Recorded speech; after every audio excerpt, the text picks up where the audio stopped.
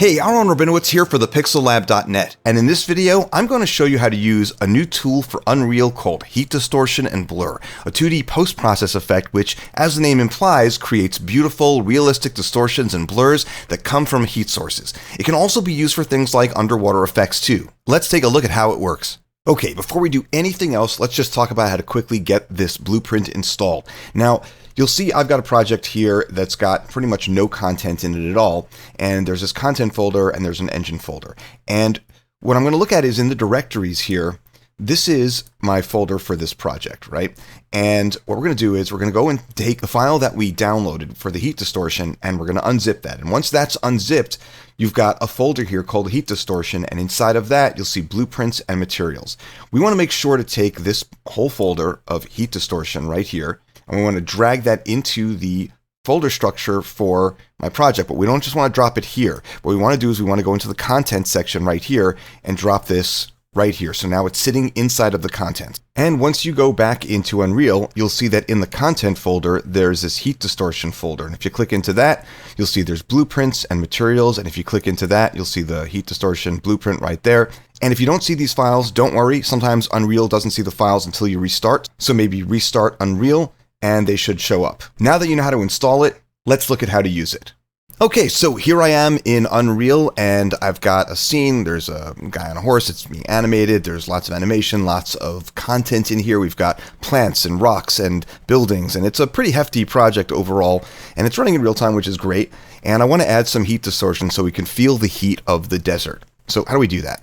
Well, let's jump over to our content browser, and if you've installed this, then you'll find that under Content, there will be a Heat Distortion folder, and under that, there'll be Blueprints and Materials. And the one you want to look at is Blueprints, so we'll just head into that, and then we'll just drag and drop Heat Distortion BP right into the project, and instantly we can see that we've got an animated effect. We don't have to do anything to make it animate, so it's just automatically animated.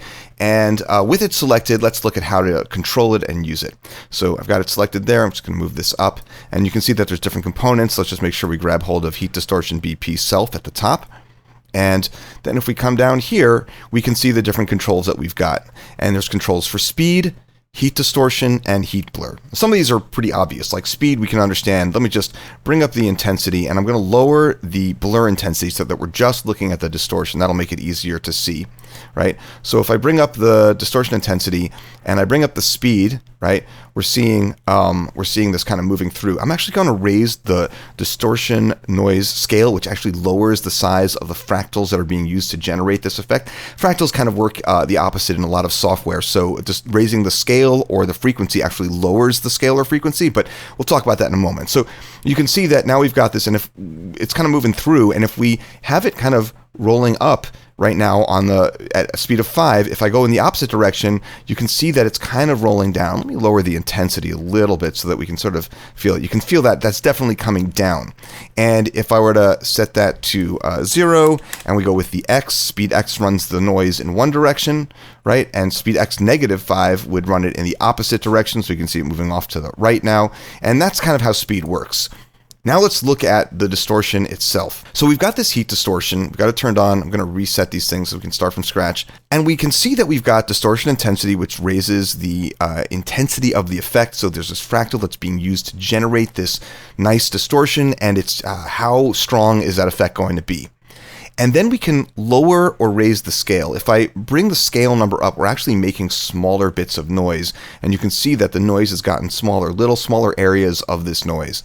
And if I raise the frequency up, we're actually lowering how often there is noise. So it's like almost like little tiny bits of it now instead of big bits of it before. So if we go again, so we bring our frequency back down to 0, the whole thing is being affected. But as we raise the frequency, we're actually lowering the amount of areas that are being distorted. It's not an intensity issue because I can bring the intensity out really high and some of those areas are going to be really affected. But as a whole, there are less little pieces of noise. Let me again reset this stuff and bring up the intensity here. And we also have this distortion minimum and distortion maximum. Now, if I were just to set the maximum down to 0.5, we could also just play with the distortion intensity and set that to half the amount. But where this comes into play is if I wanted to have the areas that are normally not distorted at all be a little bit distorted, and I wanted those areas that are usually fully distorted to be a little less distorted, this is where I would use this. So with this setting of 0.2 for the minimum and 0.5 for the maximum, the image is always a little distorted, but never fully distorted. And if we just bring this back up, then we've got a 0.2 as it's never undistorted, but it's always fully distorted. So this gives us some control over how much that distortion affects the image. This kind of idea of minimum and maximum is going to be really helpful when we look at the blur, which we're going to do now. So let me just reset this. And we'll take a look over at blur. In fact, I'm going to raise the blur intensity all the way up for a moment. And then I'm going to look down at the bottom here where we have blur samples. I'm going to actually set this down to the lowest it can go on the slider, which is 6. And I'm even going to take it lower. Why don't we say 3? And this is where we can really see what's happening. So the blur is blending together different iterations of this frame. It's taking the frame and it's multiplying it and it's blurring those things together to create a nice smooth blur. But with less blur samples, we get less smooth noise, right? So if we crank this up to, let's say, to 10, we're getting a lot smoother of the noise. But if you look close, you can see there's definitely some artifacts and things like that. So if you're getting those, you can raise this up as high as 20. And you can actually raise it even higher, but I wouldn't go higher than 20. It does a pretty good job. And, you know, it will start to slow things down on some slower systems. So this is a good number to use as your top. I think 8 by default is pretty good, but of course it's going to depend on your system. I do tend to crank this up because I'm doing final renders in this, so I really want to look good. And so 20 samples is really great for that. So we've got the blur samples, and I'm going to just reset the blur intensity. And what's going to happen here is I'm going to raise the speed of our noise here a little bit. And you can see that the blur noise is moving through it very quickly as well. But what if I wanted to move at maybe half that speed, right? I say, I don't want that noise to travel that quickly. It's kind of distracting. So if we set it to 0.5, right? Or we can even set it down to something like 0.1, so it barely moves through. It's just slowly kind of moving through. I don't know why you'd want to do it that low, but again, a speed of 1, usually the match is pretty good, but sometimes you'll want to go faster, right? And sometimes you'll want to go a little bit slower, and this will give you the control of doing that. We also have, obviously, blur intensity we've seen. And from here, we can also look at things like the blur noise scale. Again, if I make the number higher, we actually get a smaller size noise.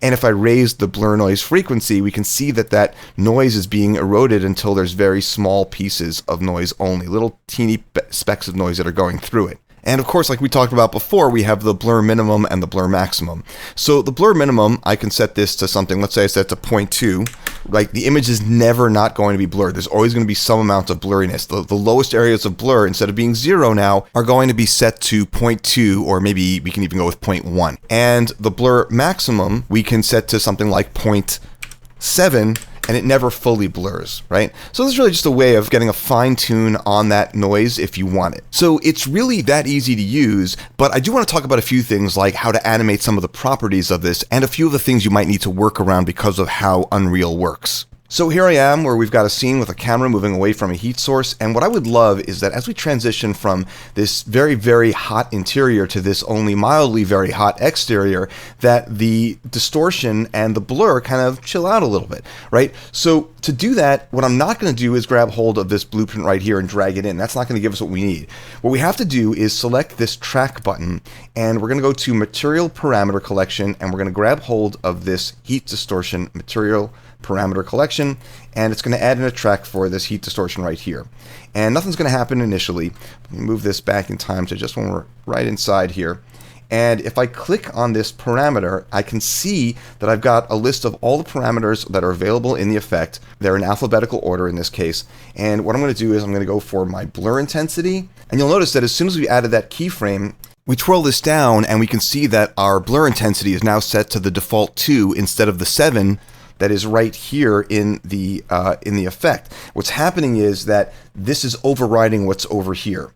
So what we have to do is we have to set this intensity back to 7, and then we're going to click on this again, and we're going to add in our distortion intensity. And again, that's going to drop down as well, and you can see that the distortion intensity in effect is set to 10, and here it's set to the default 5. Let's just also set that back to that. And now as we move a little further down in time to the outside, we can set these numbers down to 2, a blur intensity of 2, and maybe a distortion intensity of 5. And we've got something that looks right. So if we play it back now, we're going from very blurry and hot inside and then to less distorted on the outside. Now, because of the way Unreal works between how it renders in real time versus the quality of rendering when it actually renders, and there's a difference, you're going to see a difference between what you see here right now playing in real time and what happens when you render. The good news is your render quality is actually going to be a lot better. And also the bad news is that it's going to be a little bit reduced in the effect. So basically I have found that when I render out, while the blurs and the distortions are there, they become much better in quality, but also more subtle. And so you may need to dial it up. Let's take a look at what this looks like. This is what we're seeing here right now. And if I were to render this out, let's go over to my render sequence here and go into the movie render queue. And I'm just going to hit render local. And let's bring this over here and look at it. I can already see that that blur, for example, is just vastly reduced. And if I take a look at the actual render here, I can see that that blur is barely showing up now. So what I need to do is come back in here, and either whether you have it set up here in your sequencer, or if you're just using it without the sequencer and you're just kind of rendering, I'm just going to dial it up here. So my blur intensity right now is set to 10. I might set that up to 20 or even more. I might even go for 25 and see how that looks. And if I hit render now, so let's just go back to the render queue, and I'll hit render now. I can definitely see there's more blur in there. And once that's done rendering, hang on, let's get that up here, right? Once I do that, double click on this. And yeah, now I've got my blur in there in a way that I couldn't see before. Something that I wanted to mention, just a little bit of a warning, is I accidentally discovered when I made a scene that looked like this with this crazy high detail, repetitive texture, and it was very contrasty, I noticed that I was getting these weird shimmering things appearing. And they don't quite appear in a render. Render really clears that up. You can see there is something there with color, but it's pretty much, it's not nearly as pronounced. And, you know, if you're doing something that looks like this tool, this distortion tool, may not be the best thing, but in all of the real world situations that I set up with, you know, fire and like different kinds of heat sources and things like that, that would look like real things I was trying to render, I didn't see any of this, but I did want you to know about it just in case. Something I mentioned earlier was that the more extreme your distortion, you're going to end up with stretched pixels that are on the edge of the render, right? So what's happening here is that you can see right here, these pixels are being stretched out, and it's happening because this effect is a post-process. And so basically it's working on whatever image it is that is being rendered from Unreal. It doesn't have all of what's going on the side, what we're not seeing off camera to pull from. So it ends up stretching the pixels. And the way to work around this is simply to just go over to your camera settings, and you know, for your focus settings here, I've got, in my case, my current focal length is set to 35.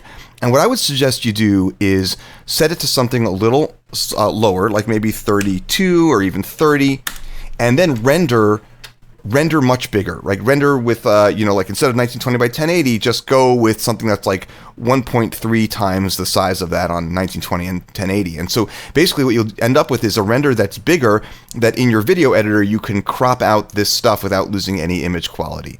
Anyway, I designed this tool and I worked with a developer to make it happen because I couldn't get this effect with any of the tools that I found.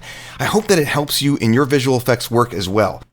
As always, thank you for watching. Once again, I'm Aharon Rabinowitz. I'll see you soon.